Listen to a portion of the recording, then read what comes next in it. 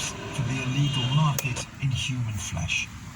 Around the world, there is a shortage of transplant organs. Here, they are harvested from the poor. Migrants and refugees sell their kidneys to pay to get to Europe. Many are tricked, like Asha, who says she was drugged and then operated on. I found myself in a room with blood everywhere.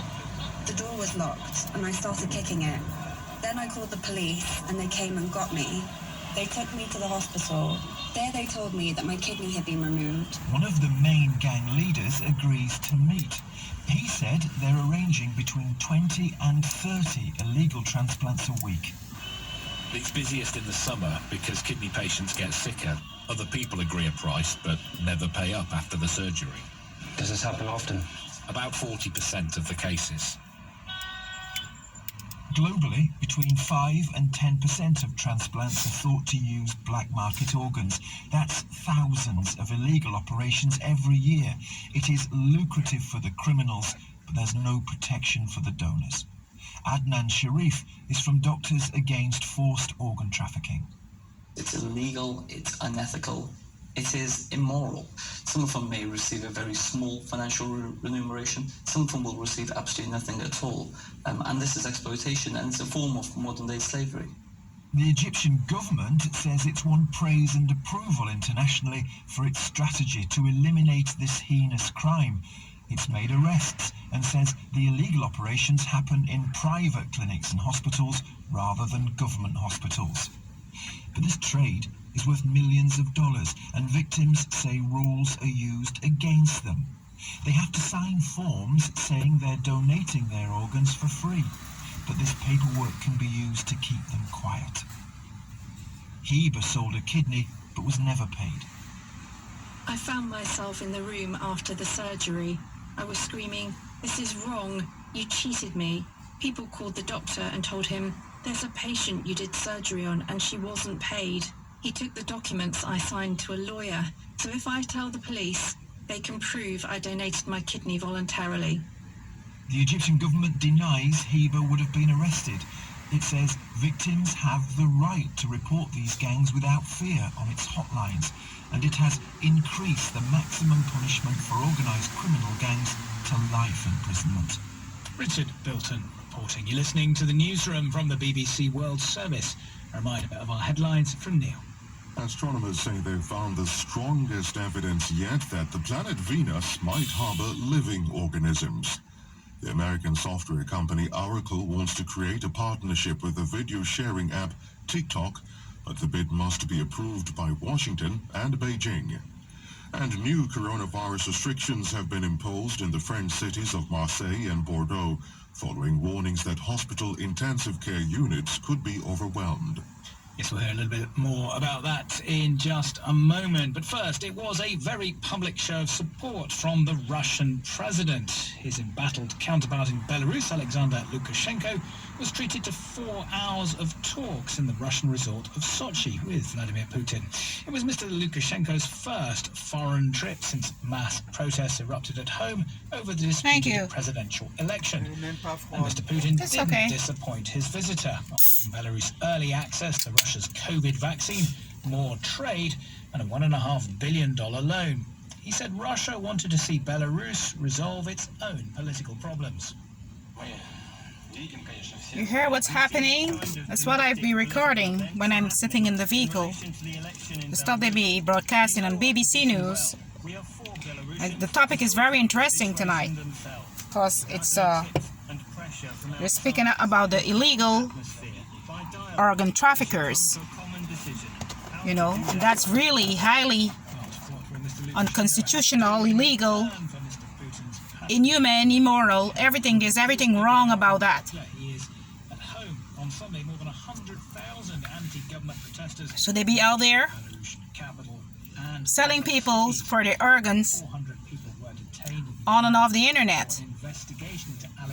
They're having me tracked with these body snatchers and other individuals that are after me and my children to have us slaughtered, used for the ritualistic sacrifices and for organs, because my brothers were murdered and their organs were trafficked all the way from South America through Mexico and ended up somewhere in some medical institution in Boston, Massachusetts. And guess what? My mother's half sister that's working for a medical institution is living there. And she happens to know everything and be telling me that I'll die soon. That's what she be threatening me with. You know, I know that this woman has been involved in all of the murders that have been committed towards my siblings, towards my family. She destroyed our lives. She pushed my mother into committing suicide. This woman is a criminal, and I can't believe, I find it hard to believe that she's being protected by law enforcement. They're protecting her. All right? So she's been involved in the death of her own relatives, and she's not facing any persecution. But once I start speaking up,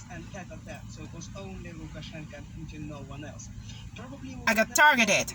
I got targeted for speaking up. I get targeted for stuff that I've discovered by accident. I've been targeted and non-stop, and they're trying to have me killed by the same way they have murdered my siblings too, using the same means, because they have ways in having people murdered to make it look as if it's of natural causes. But at the end of the day, murder is murder. She's guilty of murder. She's guilty of trying to have me and my children slaughtered. She's guilty of partaking in these organ harvesting rings. She's guilty of it all, and she's been protected because she's having her affiliations with these occult group and persons working within law enforcement, and she's being protected by them. All right, so this is what I was recording here, because this is coming over the BBC, broadcasting over the BBC News. This is mainstream media, right? And then you will hear them speaking up. When you do hear them speaking up about the atrocities that are happening to innocent men, women, and children, like, you know, it don't even be fully what's really happening, because what's really happening is worse than that. Because if you're going to have people, if you're going to pay people, these persons in position to be paying these celebrities, these rich folks, the elites, these, public figures, these persons that are holding authority, position in authority, be tracking persons they see as being vulnerable, to have them slaughtered for their organs and whatever could benefit them or their company. They won't mind having you killed, and that goes against our human rights, right?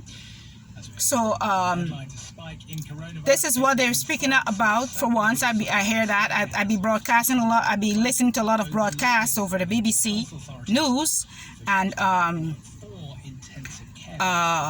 they're talking about the migrants, like mostly from Ethiopia, that are being used for their organs. But this is something that's happening on a global scale. This is a global scale. This is something that they've been doing for a very long time, and there are persons out there that won't believe, or find it hard to believe, because they're not a direct victim of these attempted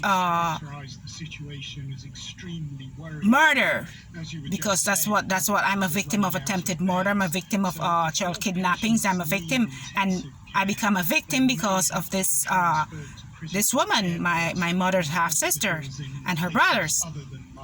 They're selling people for body parts on the dark web. They have their connections. They're capable of hacking into your devices, and these are companies that are benefiting and supporting them.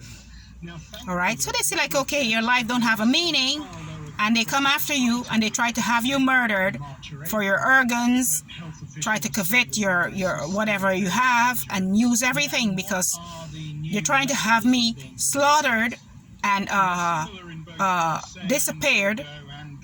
They're trying to have my children disappeared. They've been trying to have us disappeared for a long time. And she's guilty of murders, and they're protecting her. Okay? My siblings were murdered, okay? And there's no one speaking out about that but myself. And whenever I start speaking out about it, I'm being silenced. Okay, no audience. They're blocking me from everywhere. I'm being blocked. They implanted these, have these tracking devices and these secret recorders in the vehicle. They're having secret recordings in our flat. In our rental flat, they have our secret recordings on our phones. They literally spies and records everything we do. And they use the private search engines to carry out the hackings of our devices. This is what I've been experiencing. But its hospitals aren't close to capacity the way they are in Marseille. This is what me and my family has been enduring for over a number of years. Running, just running, trying to save our lives, trying to protect ourselves. But they find ways, they have ways and means to have us tracked everywhere, because that's what they do, that's how they live, that's how they survive, that's how they build their companies. That's how they build their businesses. That's how they build up their institutions, you know. And then they want to label me as being schizophrenic after I've discovered that what they were doing and what they had placed on a list to be slaughtered because of stuff that they lies that were told to them. And whenever I start speaking up, this is what happens. The helicopter.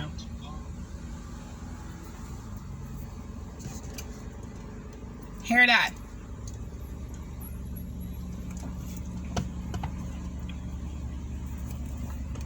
That's what happens. I have to wind up the window here. That's what happens whenever I start speaking up. That's the intimidation tactics. That's what they do. So it's more than one reason as to why I'm being targeted, heavily targeted too. Heavily targeted. Okay? They sold my children, sold me for body parts on the internet, and I discovered that, and I'm a threat to them now. You discover these things, you're a threat to them because they don't want anyone to know. Well, okay, we have a surviving victim there. She can be a potential witness, and you know, let's go after her. Let's have her killed because she's talking. She's speaking up now. But I have to speak up, right? I have to speak up. So yeah, that's what happens when I'm making these videos to upload. No audience, no nothing. They try to isolate me. They use the isolation tactics on me, and it's been working like a charm. It's been working like a charm, but I'm not going to stop. I am not going to stop. Because I know that they're on all our devices, they're hearing everything, they know exactly what we're doing, they're everywhere, you know. This is what they do. And this is one of the reasons as to why I'm filming them. I'm filming everything, because everything that they're doing is unconstitutional, okay? These are murderers that are being protected by persons within authority and within the government, all right? And they want to silence me for speaking up because I'm a victim, and I'm a direct victim because I was being housed at their organization, and this has started there. This is what has started there. All right? And they don't want me to come forward and speak up about it, but these aren't just plain allegations. This is facts. This is our reality. This is what I've been experiencing for over a number of years by these individuals. All right, individuals that have never done nothing to me, nothing for me or my children, but to have us use us for non-consensual experiments and have us tortured and try to have us slaughtered. Okay, this is what they've been doing. So that's it. That's all I wanted to get out tonight.